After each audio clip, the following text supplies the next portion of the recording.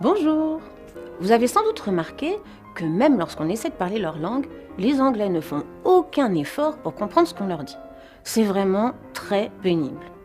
Il faut dire que la logique ne semble pas être le fort de nos sympathiques voisins. Regardez, par exemple, ce Français attablé dans un restaurant anglais. Il veut commander un steak saignant, mais il ne sait pas comment on dit saignant en anglais. Il réfléchit, il se rappelle que le mot sang se dit blood en anglais. Donc, Excuse me, logiquement, mademoiselle? saignant devrait like se to dire order. bloody. Of course, sir. And what would you like to have? I would like a bloody steak. Sorry? A bloody steak. And I suppose you'd like to have a fucking glass of wine? Non, non, non, non, non. Sans le savoir, notre ami vient de faire une grosse boulette. En anglais, bloody ne veut jamais dire saignant. Ça peut vouloir dire sanglant, comme par exemple dans un meurtre sanglant ou un fait divers sanglant.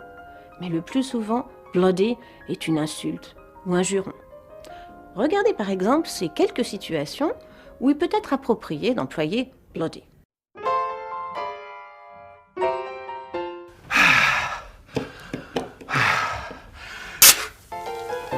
Bloody cola.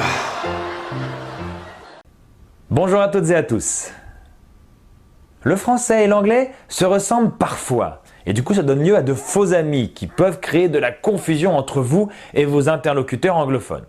Nous allons en voir 9. Le premier, c'est a figure. A figure, c'est un chiffre. Dans l'expression a four-figure sum par exemple, un nombre à 4 chiffres. Une figure, dans le sens du visage, ça se dit a face, bien sûr. A hazard. A hazard, c'est pas un hasard, c'est un danger. The hazards of doing something. Un hasard, ça se dit a coincidence. An issue. An issue, c'est un problème. Si on veut dire une issue dans le sens de la sortie, c'est an exit.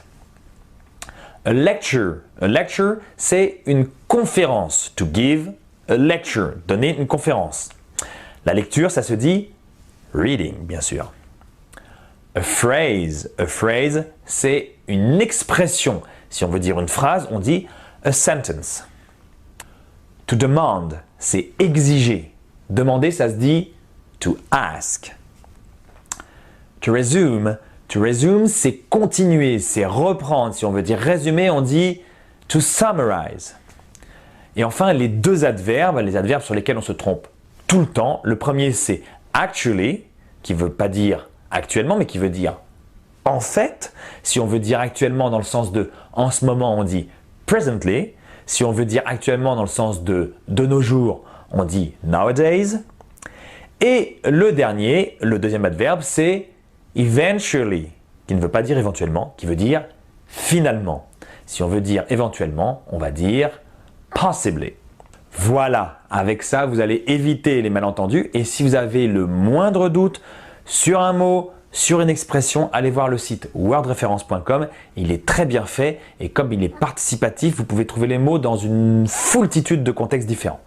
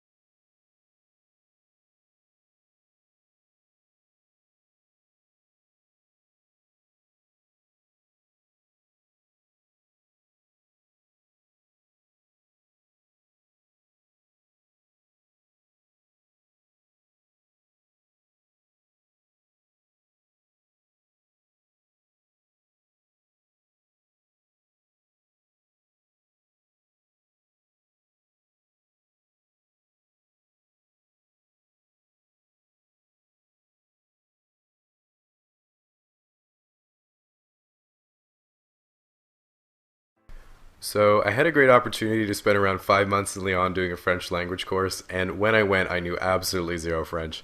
And let me tell you, French is extremely unforgiving for beginners. Not because it's super hard, but because it's a minefield of inevitable social disasters. So, French has a ton of similar words to English, so you start freestyling when you're not sure what the right word is, and that is a terrible, terrible mistake. So, how would you say, I'm excited to meet you? So let's say you're meeting the mother of your host family and you say, Je suis excité de faire votre connaissance.